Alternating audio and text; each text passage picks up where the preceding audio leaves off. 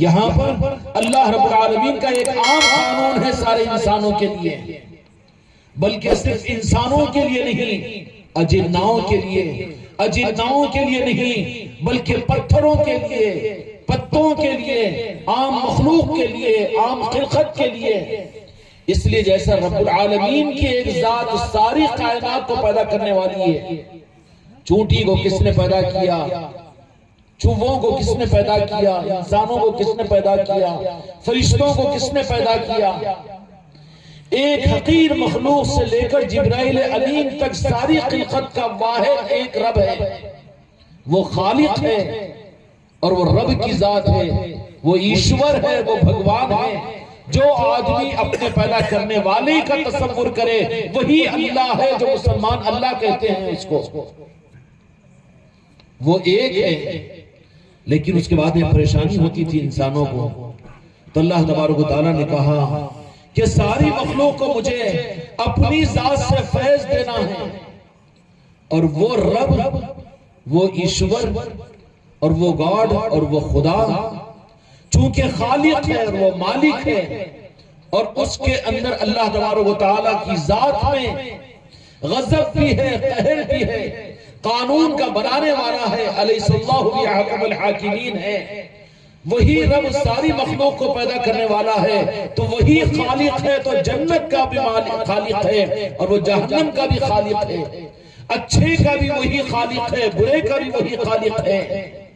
یہ بندوں کے امتحان کے لیے اچھائی اور برائی کو دنیا میں بھیج دیا اور یہ بتا دیا کہ میں تمہارے لیے اچھا چاہتا ہوں، لیکن تم کو اس دنیا کی زندگی میں اچھا راستہ اختیار کرنا پڑے گا، اور تم اگر اچھائی کے راستے کو اختیار کرو تو پھر میں تم کو اپنا بنا لوں گا۔ سارے عالموں کا پروردگار اور خالق رب کی ذات ہے، ایشور ایک ہے، رب پیدا کرنے والا ایک ہے، اور وہ چاہتا ہے کہ اس کو مختلف ناموں سے یاد کیا جائے، کوئی ایک نام سے نہیں۔ اللہ کی مرضی ہے، خود اللہ نے اپنے 99 نام کو گنایا ہے، رحمان بھی اسی کا نام ہے، رحیم بھی اسی کا نام ہے، کریم بھی اس کا نام ہے، ستار بھی اس کا نام ہے۔ کیوں ہے کہ ایک وہ ہے، لیکن وہ چاہتا ہے، اس کا ٹیسٹ یہ ہے کہ مجھے اور ناموں سے بھی یاد کیا جائے۔ سمجھ میں آ رہی بات؟ تو پھر اس کی مرضی ہے کہ مختلف ناموں سے یاد کیا جائے۔ تو یہ تو عربی کے نام ہیں جن کو اللہ تبارک و تعالیٰ نے اپنے محبوب کی نسبت عطا کی اور اسلام دیا اور مسلمان بنے، ان کے لیے 99 نام ہیں جس سے یاد کیا جائے گا، تو بھی اللہ تبارک و تعالیٰ اپنی یاد قرار دے گا۔ تو ایسے کسی اور انسانوں کو اپنی یاد کے لیے کوئی اور اگر نام دیا ہو تو ہم کو اعتراض کیا بات ہے، مگر وہ اس کی یاد دل سے ہونی چاہیے کہ اے مجھے پیدا کرنے والے، میں تیرا شکر ادا کرتا ہوں کہ تو نے مجھے انسان بنایا۔ رب العالمین نے اپنے بندوں کے لیے بھی کوئی قانون دیا کہ نہیں دیا کہ جس کے ذریعے سے میں تم سے بہت خوش ہوتا ہوں؟ وہی تو رب کے اپنے بندوں سے خوش ہونے کے لیے اوپر والے نے، رب العالمین نے ہر زمانے کے اندر میں اپنے پسندیدہ بندوں کو نبی بنا کر، اوتار بنا کر، کبھی حضرت نوح علیہ السلام کو پیدا کیا، کبھی حضرت آدم علیہ السلام کو بھیجا، اور کبھی حضرت عیسیٰ علیہ السلام کو بھیجا، کبھی یہودی جن کو مانتے ہیں وہ موسیٰ علیہ السلام کو بھیجا۔ بھلائی انسان کی یہ ہے کہ خالق کے بنائے ہوئے قانون کے مطابق میں رب کو پانے کی کوشش کرے۔ اس لیے اوپر والے نے سوالات انبیاء کرام علیہ السلام کو دنیا میں بھیجا، 4 آسمانی کتابوں کو بھیجا، تورات، انجیل، زبور۔ اسی طریقے سے وہی تعلیمات ہمارے اس ملک کے اندر میں، برادران وطن کے اندر میں، اور سناتن دھرم کے پاس میں جو تعلیمات ہے وحدانیت کی، اس رب کی، اس خالق کی، اور اس مالک کی، اس کی ایکتائی کی، انہی ویدوں کے اندر میں یہی قانون ان اچھے لوگوں نے بتا دیا، اور ویدوں کے اندر میں تعلیمات اور سنسکرت زبان کے اندر میں موجود ہے کہ اسی میں اوپر والے نے ہر زمانے کے اندر میں یہ بات پہنچائی۔ ہم تم تو 2022 ہے آج، 50 25 سال 70 80 سال 90 سال پہلے پیدا ہوئے ہوں گے، ہم تم ہوئے ہوں گے، لیکن وید یہ ہزاروں برس پرانی کتاب ہے، انجیل تقریباً 1400 برس پہلے اور اس سے 750 برس 2100 سال پہلے آئی ہوئی کتاب ہے. اس سے پہلے تورات، اس سے پہلے اسی طرح کی کتابیں، اور یہ ویدوں کا معاملہ تو ہزاروں برس پرانی.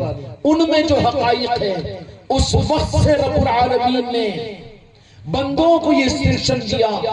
کتنا امپورٹنٹ انسٹرکشن ہوگا وہ، اور اس رب کا کتنا امپورٹنٹ وہ میسج ہوگا کہ ان ویدوں کے اندر میں یہ بات کہی گئی کہ تم مجھ سے فائدہ حاصل کرو، میں نے تم کو پیدا کیا ہے، تم سے میں خوش ہو جاؤں، تم سے میں خوش ہو جاؤں، میں تم کو مرنے کے بعد میں بھی تمہاری سواگت کروں اور تم کو سرخ کے اندر پہنچاؤں، جنت میں پہنچاؤں، اور دنیا میں تمہیں اچھا رکھوں. اس کے لیے انتظام ہزاروں برس سے پہلے اس بات کا کیا کہ میں اپنے ایک پیارے اپنے ایک چہیتے کو اس دنیا میں بھیجنے والا ہے، جن کا نام محمد صلی اللہ علیہ وسلم ہوگا. اور ویدوں کے مطابق میں وقت تک لکھا گیا ہے کہ وہ پہاڑوں سے گھرے ہوئے ایک علاقے میں پیدا ہوں گے، مکہ مکرمہ میں، اور 2.5 دن چڑے گھڑی پر وہ پیدا ہوں گے، اور ان کی ماں کا نام آمنہ ہوگا، ان کے والد کا نام عبداللہ ہوگا، اور پھر وہاں سے نکل کر وہ ہجرت کریں گے. یہ ساری تفصیلات قرآن پاک کی نقل نہیں کر رہا ہوں، احادیث کی نہیں، بلکہ ویدوں کی. اس سے زیادہ کھلی ہوئی باتیں انجیل کے اندر میں ہیں، تورات کے اندر میں ہیں. اس سے زیادہ باتیں حق کے اندر میں ہیں، چونکہ حق ہر زمانے میں ایک رہا ہے اور باطل اور غلط ہزاروں روپ اختیار کرتا ہے. انسان ہے، مذہب 10 ہو جا سکتے ہیں، لیکن بحیثیت انسان انسانی ہے. پھر تمہاری ذمہ داری کیا ہے کہ اوپر والے نے انسانوں کی بھلائی کے لیے، کہ اوپر والا کسی کو اس کا نقصان نہ ہو اور اس کو جہنم میں داخل نہ کرے، اور خدا اس کو ہلاک نہ کرے، برباد نہ کرے. اس کے لیے رب العالمین نے 1.25 لاکھ پیغمبروں کو یوں سمجھ لیجئے مثال دے رہا ہوں میں کہ بحیثیت سروس وائر بنا کر کرنٹ کا دیا تھا.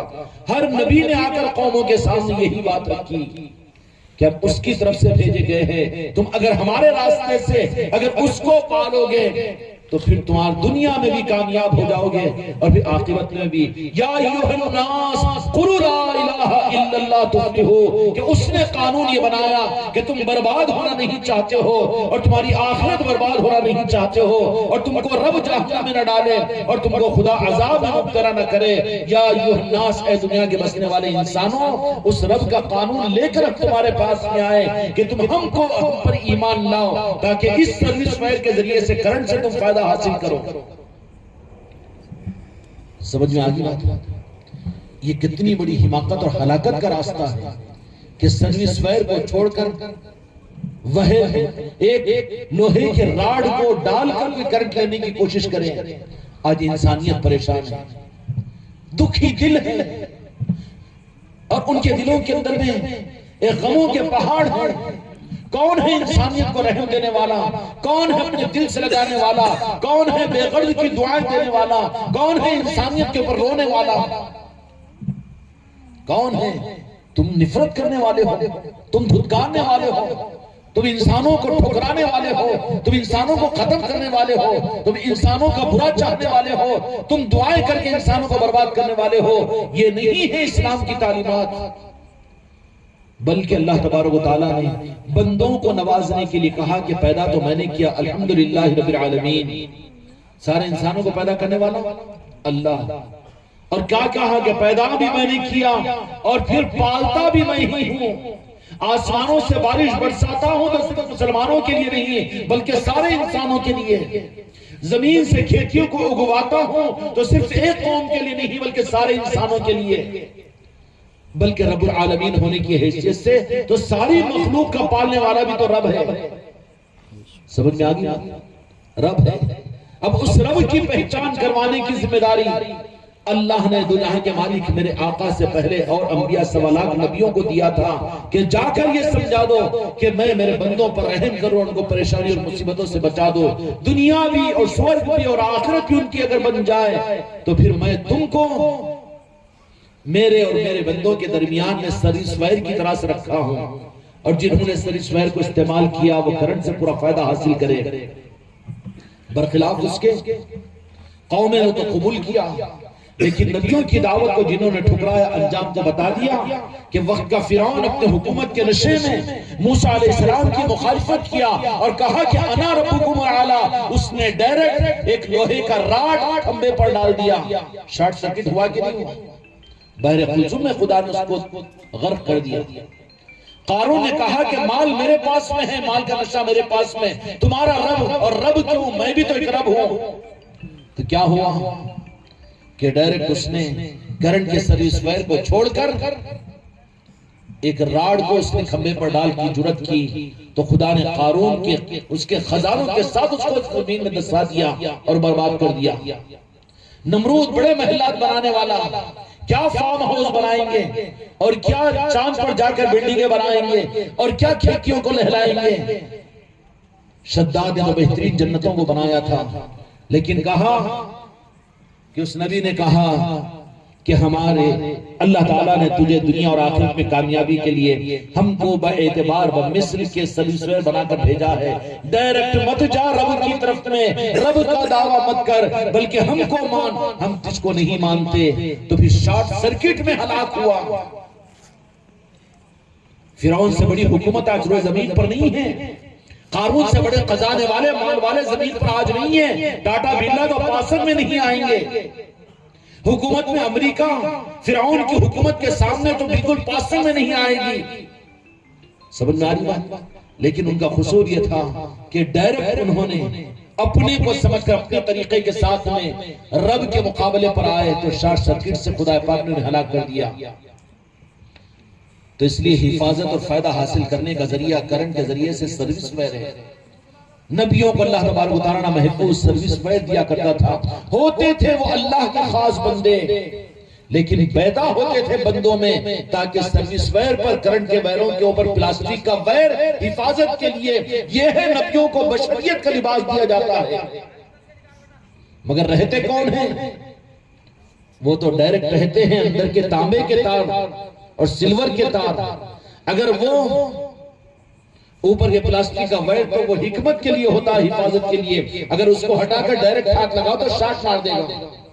انبیاء اکرام علیہ السلام ہوتے تھے وہ اللہ کے خاص بندے، لیکن لوگوں کے لیے، ان کی حکمت کے لیے کہ اگر ان کے ساتھ اٹھو بیٹھو، یہ نہیں کہہ دینا کہ ہم جیسے تو تھے نہ وہ۔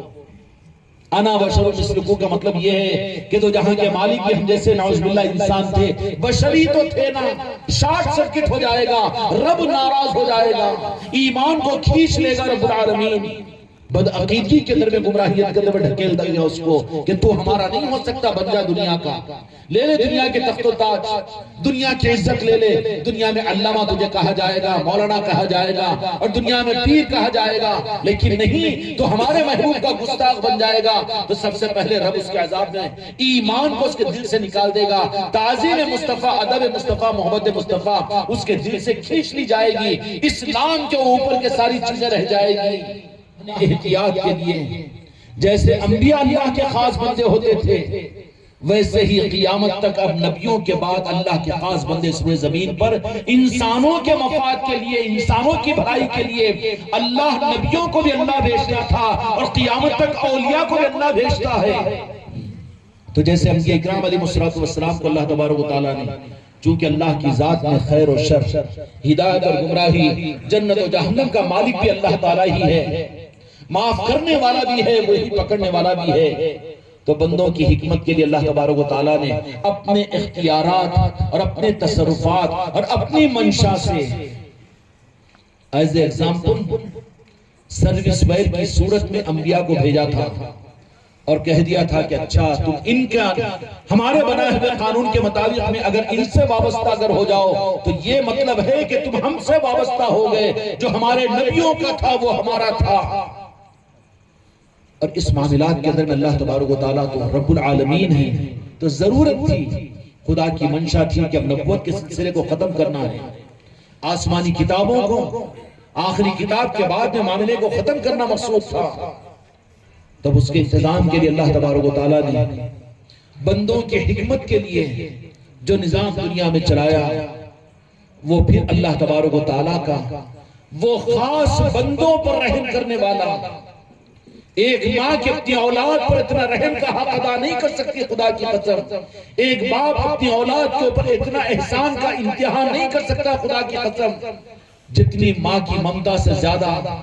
اور رب العالمین کے رحم و کرم کو لے کر رب العالمین نے اس دنیا میں قیامت کے لیے تمہارے اور میرے آقا دو جہاں کے مالک حضرت محمد مصطفیٰ صلی اللہ علیہ وسلم کو قیامت تک کے لیے، سارے انسانوں کے لیے، صرف مسلمانوں کے لیے نہیں، صرف خانقاہ والوں کے لیے نہیں، کوئی مسلک و جماعت کے لیے نہیں، مسلک و جماعت تو کٹے ہوئے حصے کو کہتے ہیں۔ میرے مالک دو جہاں کے مالک نے تو امت بنایا تھا، آپ کی حیات ظاہرہ کے اندر کہاں تھی جماعتیں؟ یہ تو بات کے حصے ہے، دکانداریاں یہ ہے، ہم امتی ہیں، ہم اپنے آقا کا نام لینے والے ہیں، اس سے بڑے اعزاز کے ہمیں کوئی ضرورت نہیں ہے، کوئی حاجت نہیں۔ ہم مر رہے ہوں گے، ملک الموت کے سامنے کہے کہ میں خانقاہ والا، میں تبلیغ کا، میں جماعت اسلامی کا، میں اہل سنت والجماعت کا، یہ سب نہیں چلے گا، بلکہ وہاں پر تو جو امتی بن کر جائے گا اس کے لیے میرے آقا اس کی ذمہ داری لیں گے، اس کی قبر بھی بنے گی، قیامت کے میدان میں بھی آقا اپنی امت کو بچا لیں گے۔ اللہ تعالیٰ ہمارے اور تمہارے حالوں پر رحم کھائے۔ کس لیے دنیا میں اللہ تعالیٰ نے بھیجا تھا؟ کنتم خیر امت اخرجت للناس تأمرون بالمعروف وتنہون عن المنکر وتؤمنون باللہ، کہ ساری انسانیت کے لیے رب العالمین نے بھیجا تھا، نبیوں کے سلسلے کو ختم کیا، اور میرے آقا دو جہاں کے مالک محمد رسول اللہ صلی اللہ علیہ وسلم کو مبعوث فرما دیا، تو کہا کہ میں جیسا رب العالمین، اللہ کون ہے؟ رب العالمین، اور اس کے بعد نے کہا کہ دوسری ذات قیامت تک کے انسانوں کے لیے، ہندوستان والوں کے لیے، ہر قوم برادری کے لیے، دنیا کے سارے انسانوں کے لیے میں رب العالمین، تو میرے محبوب رحمت للعالمین، کوئی اور تیسری چیز نہیں ہے، کوئی تیسری چیز نہیں ہے، کچھ اور ہے وہ حق نہیں ہے۔ ایک طرف میں لا الہ الا اللہ ہے، دوسری طرف میں محمد رسول اللہ ہے، خدا کی قسم یہ میزان، یہ ترازو کے دو پلٹے ہیں، اس کے علاوہ جو کچھ ہے وہ ڈنڈی ماری جا رہی ہے، کوئی مسلک، کوئی جماعت، کوئی خانقاہ، کوئی طبقہ نہیں ہے، یہ سب کچھ اگر میرے آقا کے عظمتوں کے پلڑے میں ہے تو وہ امت ہے، ورنہ پھر ڈنڈی مارنے والوں کو کاٹ کر بازو کر دیا جاتا ہے۔ اس لیے کہ میرے آقا کو اللہ تبارک و تعالیٰ نے رحمت للعالمین بنا دیا۔ رب العالمین تو رب ہے، لیکن خدا کی قسم رحمت للعالمین تو میرے مصطفیٰ کی ذات ہے۔ کیا مطلب ہے؟ رب العالمین وہ، رحمت للعالمین یہ۔ درمیان میں سوالات انبیاء صرف رحمت للعالمین کی پہچان کروانے کے لیے اللہ بھیج رہا تھا، اصل نہیں تھے۔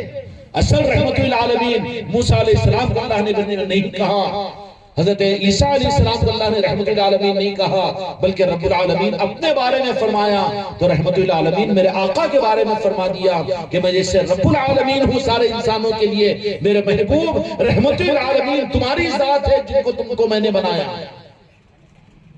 رحمت بٹی ہے کائنات میں، بٹ رہی ہے، لولاک لما خلقت الافلاک، کہ اگر مجھے میرے محبوب کو پیدا کرنا نہ ہوتا تو کائنات کو پیدا نہیں کرتا۔ رب العالمین وہ ہے تو رحمت العالمین میرے آقا کی ذات ہے۔ خدا کی قسم ہر انسان پر نہیں، ہر ذرے کو یہ بتاؤ کہ رحمت العالمین میرے مصطفیٰ کی ذات ہے۔ رحمت للعالمین سے تو رب العالمین کی پہچان ہوگی، نبیوں کی بعثت رب کی پہچان کے لیے ہوئی ہے۔ میرے آقا کی عظمتوں کو چھپا کر، انسانیت سے میرے آقا کے مقام کو چھپا کر رب کی پہچان کراؤ تو تم خود ہی اپنے ایمان سے خالی ہو جاؤ گے۔ اللہ تعالیٰ ہم کو اور آپ کو، اللہ رب العالمین کو راضی کرنے کے لیے رحمت العالمین کا دامن اپنے کرم سے عطا فرمائے، اور رحمت العالمین اپنے آل رسول کی محبتوں سے ہمارے قلوب کو منور فرمائے۔ رحمت العالمین کی رحمتوں کو لونے کا وہ صدقہ جو غوث و خواجہ کی صورت میں ہوتا ہے، اللہ تعالیٰ ہم سب کو بھی عطا فرمائے۔